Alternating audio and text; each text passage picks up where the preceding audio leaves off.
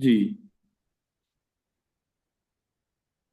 जी बनवारीलाल जी नमस्कार। नम- नमस्कार आपको भी सुरेश जी।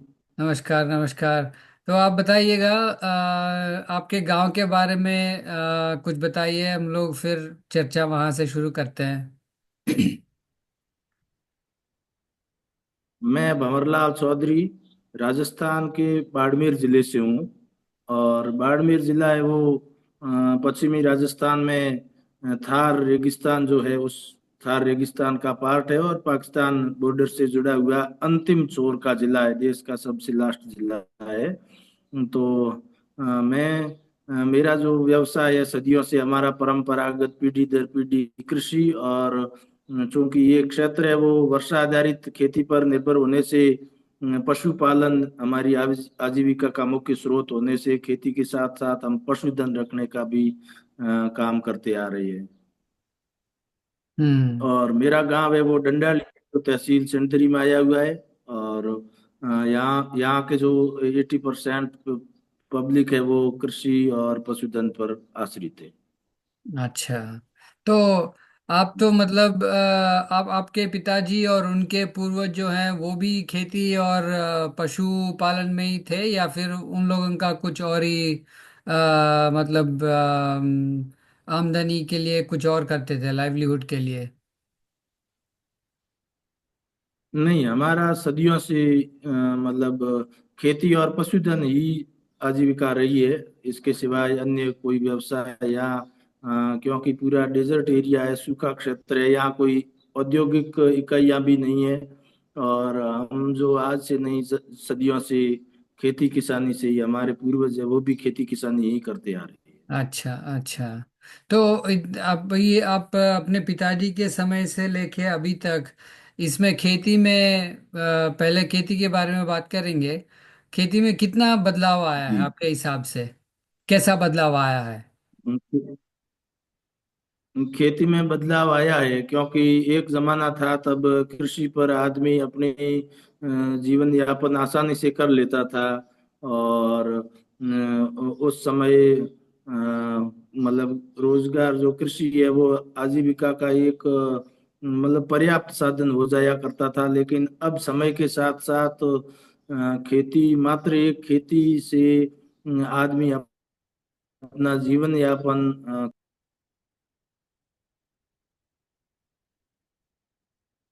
कृषि के जो उत्पाद है उसकी अन्य उत्पादों की तुलना में जो मार्केट रेट है वो बहुत कम मिल रही है। जो बाकी जो महंगाई हुई है उसकी तुलना में अगर देखा जाए तो कृषि जीन्स जो है उसकी उसका मार्केट रेट इतना नहीं बढ़ा है। और एक दूसरी बात ये हो गई कि लोग अभी कृषि में लेबर कॉस्ट है ये सारी चीजें जो इन्वॉल्व होने के बाद कृषि पर खर्चा बढ़ जाने से आज के समय में पहले के जमाने की तुलना में सिर्फ एक कृषि पर परिवार का भरण पोषण कर पाना बहुत मुश्किल हो गया है। अच्छा। तो आप आपके हिसाब से क्या लगता है कि ये बदलाव कब से आया है? 1980 से, 1990, या फिर 2000, 2010?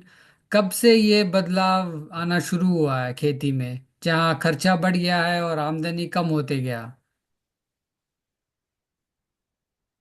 ये विशेषकर लगभग 1995 के बाद से 2000 के बाद से अगर देखा जाए तो पूरे तरीके से 2000 सन 2000 2000 के बाद से ज्यादा विकट होती जा रही है।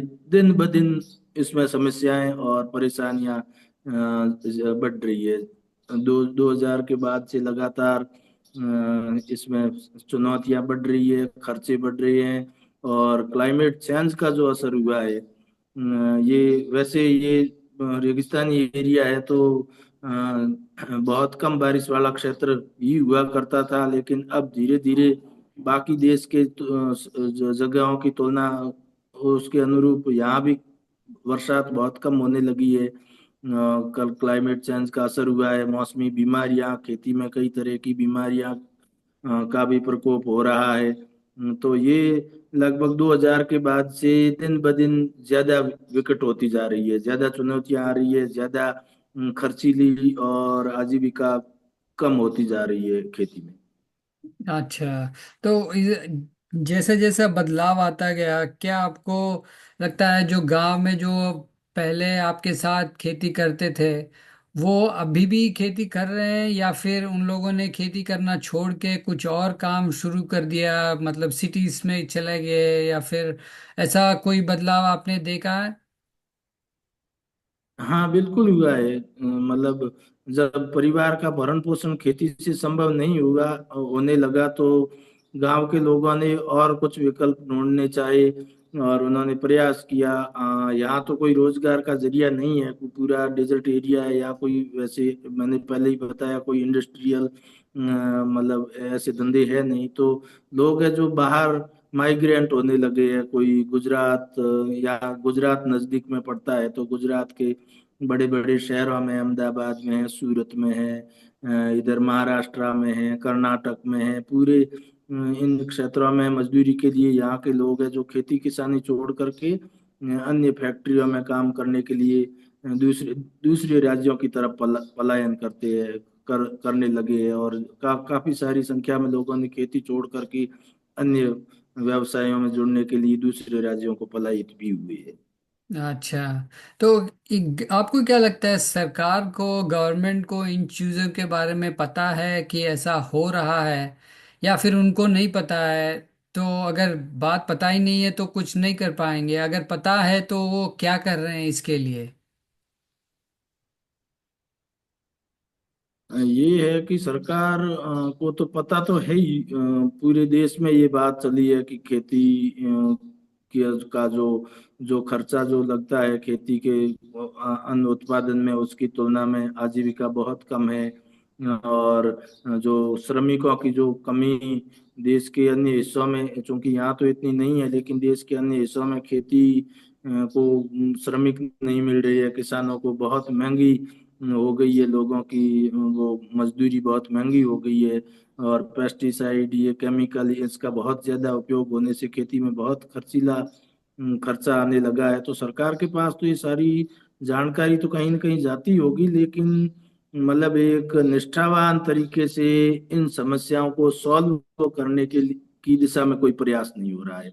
और रही बात इसमें ये भी है कि सरकार जो भी इस दिशा में कोई नीति निर्धारण करे या कुछ इसमें पहल करे, कोई प्रोजेक्ट लाए, तो उससे पहले चुनौतियां क्या है और उसका सॉल्यूशन क्या है उसके संबंध में मतलब धरातल से कोई जानकारी नहीं लेते हैं। और सिर्फ जो बड़े जो प्रशासनिक अधिकारी है, आईएएस लेवल के लोग हैं, उनकी बंद रूम में एसी कमरों में बैठ करके और उसके सॉल्यूशन की दिशा में कोई नीतियां जो पॉलिसीज आदि बनाते हैं तो वो धरातल पे सफल नहीं होती। और लाखों करोड़ों का जो सरकार का बजट है वो बिल्कुल निरर्थक रूप से खर्च भी होता है, लेकिन उसका कोई परिणाम है जो धरातल पे और लोगों के जीवन स्तर में सुधार की दिशा में बहुत कम परिणाम है, जो सकारात्मक परिणाम बहुत कम मिलता है। अच्छा,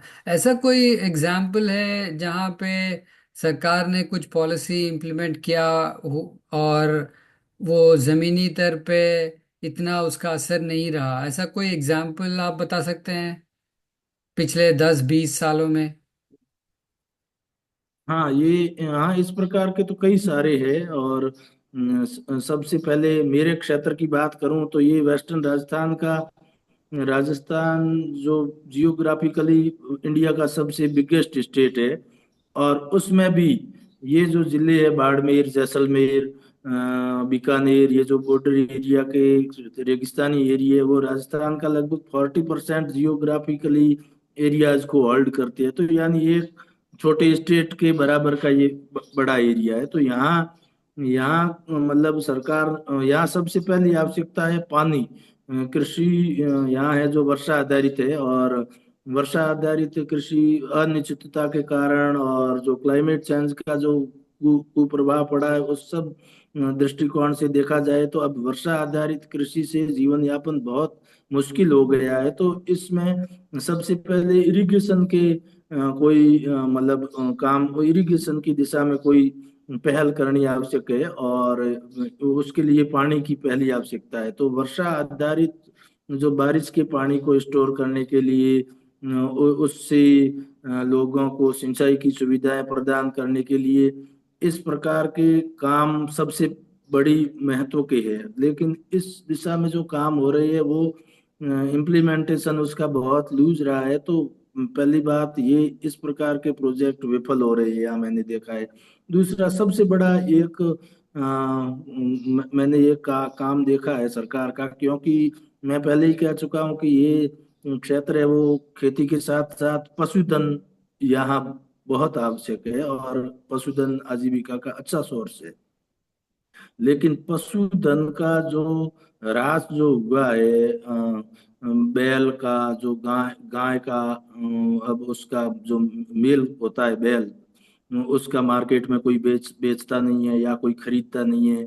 और सबसे बड़ी दुर्दशा हुई है ऊंट की, क्योंकि जो ये रेगिस्तानी क्षेत्र में हमारी आजीविका का मुख्य जरिया ऊंट पालन रहा है, और सदियों से, सैकड़ों पीढ़ियों से हम करते आ रहे हैं। तो अब जो ज्यों ही खेती के अंदर मशीनीकरण का उपयोग होने लगा, तो ऊंट की डिमांड है वो मार्केट में बहुत कम हुई, और उसकी संख्या है वो, ऊंटों की पॉपुलेशन है वो राजस्थान में 80% पॉपुलेशन घट गया।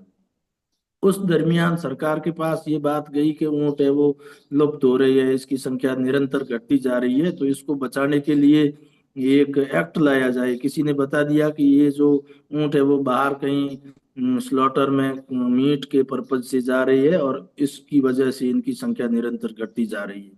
तो सरकार ने आउट ऑफ स्टेट ऊंट के बेचने पर बैन कर दिया, उसको बैन कर दिया। और 2014 में यहाँ की जो स्टेट गवर्नमेंट थी उसने एक लेजिस्लेशन पास किया, और ऊंट के आउट ऑफ स्टेट मार्केट बेचने आदि पर पाबंदी लगा दी, और ऊंट को एक स्टेट एनिमल डिक्लेयर किया, राज्य पशु घोषित किया। लेकिन अ, उसके उससे क्या दुष्परिणाम आएंगे, और ऊंट पालक जो फार्मर्स है, कैमल हर्डर है, उनकी आजीविका कितनी प्रभावित होगी।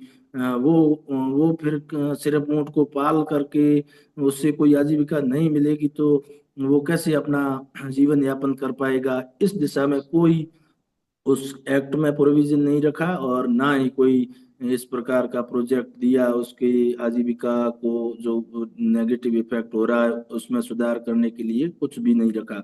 तो वो जो एक्ट पास होने के बाद ऊंट की और दुर्दशा हुई, और लगातार उसकी 90%, अब राजस्थान का जो 90% केमल है वो खत्म हो गया।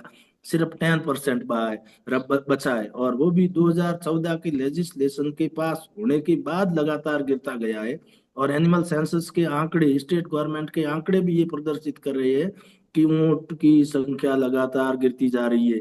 यदि उस लेजिस्लेशन से या गवर्नमेंट की पॉलिसी से अगर उसमें कुछ सकारात्मक प्रभाव बदलाव आता तो उसकी पॉपुलेशन बढ़नी चाहिए थी, लेकिन नहीं बढ़ी। और जो ऊंट पालक है उनकी दशा और ज्यादा दुर्दशा हो गई, ऊंटों की और ऊंट पालकों की, उसकी आजीविका खत्म हो गई। कई जगह अब रोड पे एक्सीडेंट हो रही है, ऊंटों को लावारिस छोड़ दिया है। और उससे को आउट ऑफ स्टेट बेचने पर बैन होने से उसको बेचा नहीं जा रहा है। और सबसे बड़ी तो गंभीर बात यह है कि जो केमल है वो एक एग्रेसिव एनिमल होता है, मेल केमल। तो उसकी संख्या है वो, एक हर्ड्स जो होता है 50 फीमेल केमल पर 2 मेल केमल एक ब्रीडिंग के लिए पर्याप्त होती है। जब ऊंट मेल और फीमेल दोनों को बेचने पर बैन हुआ, तो उसका जो रेशियो है, अनुपात जो है वो गड़बड़ा गया। मेल केमल और फीमेल केमल का जो रेशियो बराबर हो गया, उनका अनुपात संख्या बराबर होने से वो एक्सीडेंट करते हैं, मेल केमल्स को डैमेज करते हैं, कई प्रकार के लोगों पर हमले करते हैं। तो ऐसी स्थिति सिर्फ ऊंट को लेकर विशेष करके, क्योंकि हम तो ऊंट पालक है तब हम इससे पीड़ित है, हमें पता है। लेकिन बाकी एनिमल्स को भी जैसे गाय को लेकर के हजारों की संख्या में यहाँ बैल है वो यूं सड़क पे और खेतों के, किसानों के खेतों को नुकसान करने के काम में लगे हुए, बाकी उससे एक एक पैसे की भी आमदनी नहीं है। तो इसमें सरकार सिर्फ गौशालाएं खोल करके और बहुत बड़ा बजट उस पे खर्च करके अब किसान जो उसको पालता है उसको 1 रुपया भी नहीं मिले, अपने बैल को लावारिस छोड़ता है, तो वो हर जो चीज होती है, जो वेस्ट होता है, वो सब जो सिटी के अंदर जितना भी वेस्ट होता है उसका अधिकतर से इनकम जनरेट हो रही है। और हमारे लिए ये पशुधन सिर्फ वेस्ट हो गई है, मतलब एक निरर्थक चीज हो गई है, जिससे 1 रुपये की भी आमदनी नहीं हो रही है। उल्टा उसके चारे पानी को लेकर के भी उल्टा ज्यादा खर्चा हो रहा है। और दूसरी बात है, ये किसानों के खेतों को भी नुकसान करती है। जब इनका कोई लालन पालन करने वाला नहीं होता है तो खेत जो बारिश के दिनों में जोते जाते हैं उस फसलों को भी नुकसान करते हैं। तो इस पे अभी तक किसी का ध्यान क्यों नहीं गया कि इतना बड़ा एक वेल्थ है जो निरर्थक है, जो इसका कोई उपयोग नहीं हो रहा है, और उससे किसी व्यक्ति को जो उस पर जिसकी आजीविका निर्भर थी उसको एक पैसे का भी उसे आज आमदनी नहीं मिल रही है। तो ये सबसे बड़ा मैंने पिछले 2014 में जब ये एक्ट पास हुआ कैमल्स को लेकर के, तो उसके बाद से ये बहुत बड़ा विडंबना का ये विषय मैंने देखा है कि इम्प्लीमेंटेशन और पॉलिसी को लागू करना मात्र और उसके इम्प्लीमेंटेशन में कितना कितना फर्क है। अब सिर्फ मात्र कानून बनाने या पॉलिसी बनाने से आप उसमें ज्यादा कुछ हासिल नहीं कर सकते हो। वो पॉलिसी कारगर हो और धरातल पर सफलतापूर्वक उतरे, इस दिशा में भी काम होना चाहिए। और उस पॉलिसी मेकिंग के अंदर ऐसे ग्राउंड स्तर से पहले सजेशन भी दिए जाएं, और उसके अनुरूप मतलब वो उसका इम्प्लीमेंटेशन और पॉलिसी का निर्धारण होना चाहिए। चलिए, अगर आपको जी। मौका मिलेगा ये पॉलिसी बनाने में या फिर उसको इम्प्लीमेंट करने में, आप कैसे पॉलिसीज ले आएंगे और कैसे इसको इम्प्लीमेंट करेंगे? आप ही ने बताया कि अगर आपको मौका दिया जाए तो आप कैसे सॉल्यूशंस इसका करेंगे। सही बात। मैं मेरा एक पर्सनली नहीं कह रहा हूँ, मैं भी हूँ, साथ में ही हूँ, और इस प्रकार के कई सारे लोग। मैं तो कहता हूँ जो जो काम जिस काम से आप जुड़े हुए हो उसके बारे में बेहतर जानकारी आप की तुलना में हमें नहीं है। तो जो पशुपालन और कृषि से जो जुड़ा है किसान, भले ही कोई भी हो, तो वो बेहतर तरीके से उसके सॉल्यूशंस को भी जानता है। चुनौती से वो हमेशा जूझ रहा है तो उसको सॉल्यूशन भी नजर आ रहे हैं। तो मैं अगर इस पे मेरा सुझाव रखना चाहूँ तो सबसे पहली बात है कि मेल कैमल्स जो है वो आउट ऑफ स्टेट बिकते जाए। क्योंकि इसकी पंजाब में डिमांड है, इसकी गुजरात में डिमांड है, क्योंकि ये केमल कार्ट जो होता है गुड्स परिवहन के लिए, इसका उपयोग शहरों के अंदर होता है। वजन खींचने के लिए, गाड़ी चलाने के लिए, भार ढोने के लिए, खेती हल चलाने के लिए। तो ये आउट ऑफ स्टेट बिकता रहे, कम से कम मेल केमल बिकता रहे। और दूसरी बात जो है, अब देखो सऊदी अरब या इस प्रकार के जो डेजर्ट रीजन और भी है देश के, मतलब विश्व में, तो वहां भी कैमल्स पॉपुलेशन काफी है और निरंतर बढ़ती जा रही है। आजीविका लोगों को मिल रही है उससे। उस मीट मीट के लिए भी ऊंट का उपयोग जो यूनाइटेड अरब अमीरात, इन कंट्रीज के अंदर, सीरिया, सूडान, इस सब में मीट के लिए भी कैमल ऊंटों का उपयोग हो रहा है। और दूसरी बात, जो हम जहाँ जुड़े हुए पाकिस्तान के बॉर्डर से ही तो है, जो सिंध प्रांत है हमसे जो लगा हुआ एरिया, तो वहाँ भी वही डेजर्ट एरिया है, थार डेजर्ट का पार्टी है। तो वहाँ कैमल्स बहुत अच्छी तादाद में बढ़ रही है और उनसे अच्छी आजीविका मिल रही है। वहाँ जो मतलब बिना काम के जो एनिमल्स है उसका मीट इंडस्ट्रीज में भी उपयोग हो रहा है। और फीमेल कैमल्स है उसका दूध जो एक मेडिसिनल वैल्यू रखता है, उसकी डायबिटिक पेशेंट के लिए, ऑटिज्म पेशेंट के लिए, मेल न्यूट्रिशियस पेशेंट के लिए। तो ऊँटनी का दूध का भी बहुत बड़ा है, मार्केट है यूनाइटेड अरब अमीरात, इन सब देशों में। तो इस प्रकार के जो अल्टरनेटिव विकल्प भी ढूंढे जाने चाहिए ऊँट से कुछ उत्पादन हासिल करने के लिए। तो मैं तो कहता हूँ ये सब बिके, आउट ऑफ स्टेट जाए। अब मीट इंडस्ट्रीज में जब बकरी कटने जाती है, उसका स्लॉटर हो रहा है, तो फिर अब जब कैमल का उपयोग नहीं है तो इसका उपयोग होता रहे। वही स्थिति बैल जो हो रही है उनको आउट ऑफ स्टेट में बेचा जाए, और उससे मतलब आमदनी प्राप्त हो। इस प्रकार के कोई न कोई उपयोग इंडिया में नहीं तो आउट ऑफ कंट्रीज भी एक्सपोर्ट हो सकता है। तो ये सारी चीजें बड़े लेवल और सरकार हायर स्तर से डिसाइड हो पाएगी। लेकिन इसमें मैं ये सुझाव दे मेरा ये सुझाव है, और ये संभव भी है। अब अपन किसी को प्रेशर करें कि आप ऊंट से ही खेती करोगे या बैल से ही खेती करोगे, ये संभव नहीं है। जब मशीनरीज उपलब्ध है तो किसान या कोई भी व्यक्ति इसमें लगा है, वो तो अपने लिए जो सबसे सुटेबल और मतलब सही रहेगा उस विकल्प को अपनाएगा। अपन किसी को ये प्रेशर करके या बाध्य नहीं कर सकते कि आप सिर्फ बैल से खेती करोगे, आप ऊंट से ही करोगे, आप ऊंट पे ही ट्रांसपोर्टेशन का उपयोग करोगे, आप ऊंट से ही राइडिंग करोगे। ये तो संभव नहीं रहा। जमाना जब बदला है तो उसके साथ साथ बदलना पड़ेगा। अब कंप्यूटर का जमाना आया, अपन कहें तो वो पहले बार जो हाथ से लिखने का, कंप्यूटिंग करने का जो मेथड था उसी को ही उपयोग करे, ये बंद करे, ये कोई संभव है?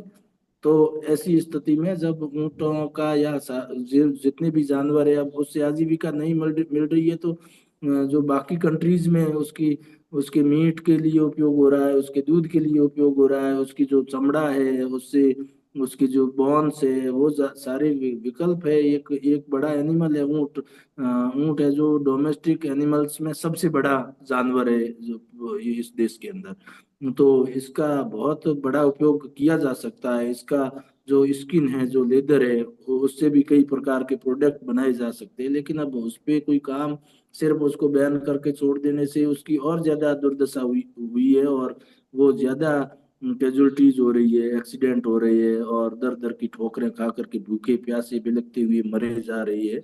उससे अच्छा तो उससे कुछ आजीविका मिले और उसका सही तरीके से लालन पालन हो। तो मैं मेरा तो यही है कि ये इस प्रकार के जो विकल्प ढूंढने पड़ेंगे। उसके बिना सिर्फ आप ऊंट रखे हो सिर्फ हेरिटेज के लिए, या सिर्फ एक टूरिस्ट के लिए, या इससे सिर्फ ऊंट को चलाने के लिए, गाड़ी चलाने के लिए मात्र, इससे संभव नहीं है। क्योंकि अब जमाने के साथ साथ सारी मशीनरीज आ गई है, इलेक्ट्रिक व्हीकल आ गई है, तो उसमें ऊंट को कौन उपयोग करेगा गाड़ी चलाने के लिए या हल चलाने के लिए? तो उसके अन्य दूसरे विकल्प अ, है विकल्प है, बिल्कुल अल्टरनेटिव है, लेकिन उसको लागू करने के लिए कोई हिम्मत नहीं कर रहा है। तो आपके हिसाब से आपकी जो ये जो बातें हैं इनको आपके जो एमएलए हैं या फिर आपके एमपी हैं या फिर सरकार है उन तक कैसे ले जाया जा सकता है? मतलब कैसे दबाव रख सकते हैं उन पर, कैसे ये चीजें हम ऊपर तक ले जा पाएंगे? आपको इसके बारे में कभी सोचा है? आपने कुछ प्रयास किया है? हाँ, इसके लिए हमने यहाँ जो लोकल अथॉरिटीज है उसके सामने भी ये बातें कई बार रखी है। और बहुत छोटा तबका है जो ये मतलब इस मतलब अजागरूक जो समुदाय है हमारा, तो वो बात सिर्फ रखते हैं, लेकिन उस पे क्या हुआ क्या नहीं हुआ ये सवाल जवाब करने का उनके पास सामर्थ्य नहीं है। सिर्फ बात करते हैं कि हाँ देखा जाएगा, इस पे कुछ करेंगे। और एक बड़ा तबका जो शहरों में बैठा है, और वो कहता है कि ये इसकी क्रूलिटी हो रहा है, इसकी पर क्रूरता हो रही है, ये जो मरे जा रही है या स्लॉटर के लिए जा रही है ये हम नहीं होने देंगे। ये तबका बहुत बड़ा प्रभावी समुदाय है हमारी तुलना में। तो हमारी बात तो उनके सामने दब जाती है। वो सारा तबका अब विरोध करे कई बार। यहाँ के जो क्योंकि अब इलीगल इसका हो गया ट्रांसपोर्टेशन, तो ऊँट को आउट ऑफ स्टेट ले जाते हैं ट्रकों के अंदर भर के, तिरपाल के अंदर बांध करके, ऐसी मतलब क्रूर तरीके से उन्हें ले जाया जा रहा है चुपके से। तो उससे अच्छा है कि आप उसको एक लीगलाइज फॉर्म में कर दिया जाए और आसानी से उसको आउट ऑफ स्टेट ले जाया जाए। तो ये बात जो शहरों जिसकी आमदनी पर इफेक्ट नहीं हुआ है, जो अपने आप को एक एनिमल लवर बोलते हैं, अपने आप को जानवरों की क्रूरता से मुक्त बनाने का आंदोलन चलाने की बात कर रहे हैं, वो लोग ये बातें रखते हैं सरकार के पास, क्योंकि वो सरकार के जस्ट समीप में बैठे हैं, शहरों में बैठे हैं, तो कैपिटल सिटियों में बैठे हैं, पढ़े लिखे हैं, वो अपनी बात रखने में बहुत प्रभावी तरीके से रखते हैं। और हमारी बात इस तरीके से रखने का हमारे पास सामर्थ्य भी कम है, और हमें मंच भी नहीं मिलता है बात रखने का। तो वो लोग ज्यादा प्रभावी होने से हमारी बात दब जाती है, और उन्हें ये पता नहीं है कि आप सिर्फ मार्केट में या बाहर जाने से रोकेंगे, और धरातल में ऊंट के साथ क्या हो रहा है, वो कितनी क्रूरता को वहां झेल रहा है, भूखा प्यासा। जब उससे उससे कोई आमदनी नहीं होगी तो उस पे फार्मर्स कितने दिन तक पैसे लगा करके उसका इलाज कराएगा, या उसे चारा पाउडर देगा, उसको बैल को, ऊंट को। तो वो भूखा मरता है वहाँ। और पानी का तो आपको पता है, यहाँ तो पानी है वो मतलब घी के समान है। रेगिस्तान के अंदर बूंद बूंद के लिए लोग तरसते हैं, तो एक ऊंट कितना सारा पानी पानी उसको देना पिलाना पड़ता है। तो वो कहाँ से पानी लाएगा? सिर्फ अपने बच्चों को खेती के मतलब एजुकेशन से हटा करके सिर्फ ऊंट पाले और उससे कुछ भी नहीं मिले, ऐसी बेवकूफ कौन होगा जो ऐसा करेगा? तो ऐसी स्थिति में वो लोग ज्यादा प्रभावी बात रखते हैं, और हमारी बात ये इस नाम पे, कई बार क्रूरता के नाम पे, कई बार एनिमल राइट्स के नाम पे ऐसे ये दब जाती है। कई बार धार्मिक आस्थाओं की बात करके लोग इसे दबा देते हैं। तो मैं ये मानता हूँ कि ये चीजें अब बदलाव आवश्यक है। और मैं मेरा उन्हें उन्हें भी मैसेज है जो एनिमल राइट्स की बात करते हैं, तो वो आकर के धरातल पे देखे इनके राइट्स, जो एनिमल्स के राइट्स का वॉयलेशन जो हो रहा है हमारे यहाँ फील्ड के अंदर, धरातल में जो ऊंट रोज एक्सीडेंट से, मैंने अभी एक जोधपुर में बहुत बड़ा भारतमाला हाईवे पर एक्सीडेंट हुआ, मैंने शेयर भी किए थे फेसबुक पे उस फोटोज। लगभग 20 ऊंट है वो, छोटे छोटे बच्चे हैं ऊंटों के, वो ट्रक एक्सीडेंट में मारे जा रहे हैं। और यहाँ भूख प्यास और बीमारी से हजारों ऊंट खत्म हो रहे हैं, हजारों बैल खत्म हो रहे हैं। तो वो एनिमल राइट्स के और का वायलेशन की श्रेणी में नहीं आता है क्या? वो क्रूरता की श्रेणी में नहीं आता है? तो मैं कहता हूँ कि आप धरातल पे जाओ और वास्तविकता से जाए वाकिफ हो, और फिर इस बात को आगे रखो। आप किसी के कहने से कि हमारी धार्मिक भावना आहत हुई है, या हम एनिमल्स का वो करते हैं, उसके प्रोटेक्शन देते हैं राइट्स को, उसकी क्रूरता के हम विरोधी है, तो मैं कहता हूँ कि जो स्लॉटर में क्रूरता है उससे कई गुना ज्यादा क्रूरता या फील्ड में हो रही है। जी। जी बहुत बढ़िया। तो आखिरी में इंटरव्यू का समय खत्म हो रहा है, लेकिन आपने बताया आप क्या कर सकते हैं। आप अभी बताइए हम लोग क्या कर सकते हैं, जो खेती से इतना मतलब डायरेक्ट रिलेशनशिप तो है नहीं है, लेकिन खेती के ऊपर डिपेंड तो हर कोई करता है। तो आपके हिसाब से हम जी। लोगों का क्या रोल है इसके अंदर, हम लोग क्या कर सकते हैं?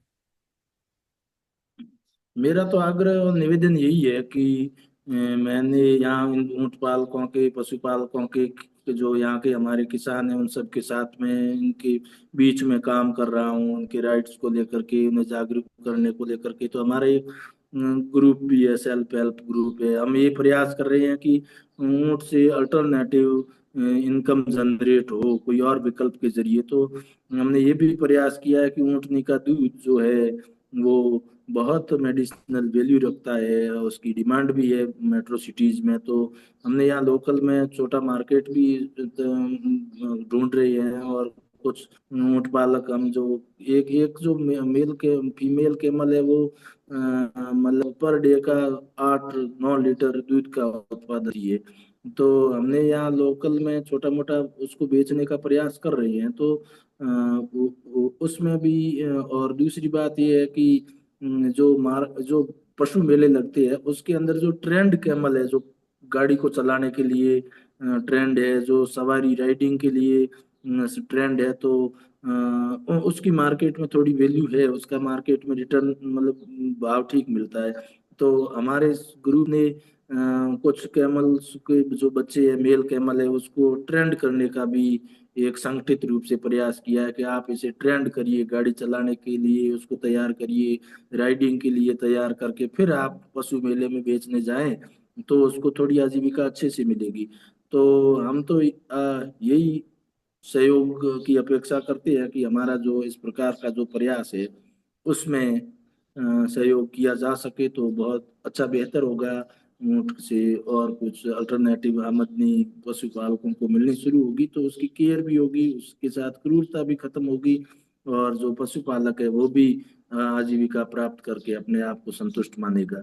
तो मैं देखता हूँ कि इस पे अगर कुछ संभव हो तो हमारे साथ मिलकर के अगर काम किया जाए तो इसमें कुछ मतलब परिणाम दे सकते हैं ऊंट पालकों के लिए, और इसकी आजीविका में इजाफा किया जा सकता है। जी बहुत बहुत धन्यवाद बनवारीलाल जी। हम कोशिश करेंगे आपकी बात को और लोगों तक पहुंचाने की, और जो कुछ भी मदद हम कर सकते हैं ज़रूर करेंगे। और हम ऐसे ही बातचीत मतलब कंटिन्यू करेंगे। फिर कुछ महीनों में फिर बात करेंगे, देखते हैं हालात कैसे हैं, कुछ बदलाव आया नहीं आया, और ये रिलेशनशिप हम ऐसे हम्म, ही कंटिन्यू करेंगे। आपका तो सहयोग मैं मानता हूँ कि आप इस फील्ड से जुड़े हुए भी नहीं हो, फिर भी आप बार बार हम किसानों से बात करते हो कि आपकी क्या परेशानियां हैं, क्या सॉल्यूशन है।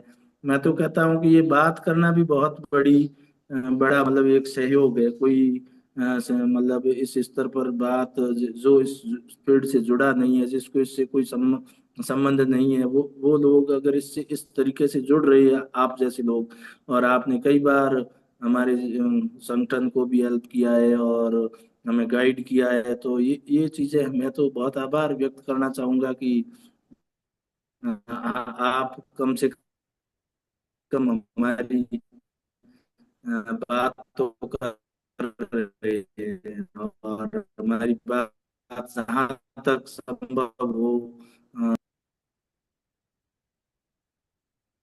यही उम्मीद करते हैं, और भी लोग जुड़े हमसे, वो भी सहयोग करें तो बहुत अच्छा मिल करके कुछ और बेहतर किया जा सकता है।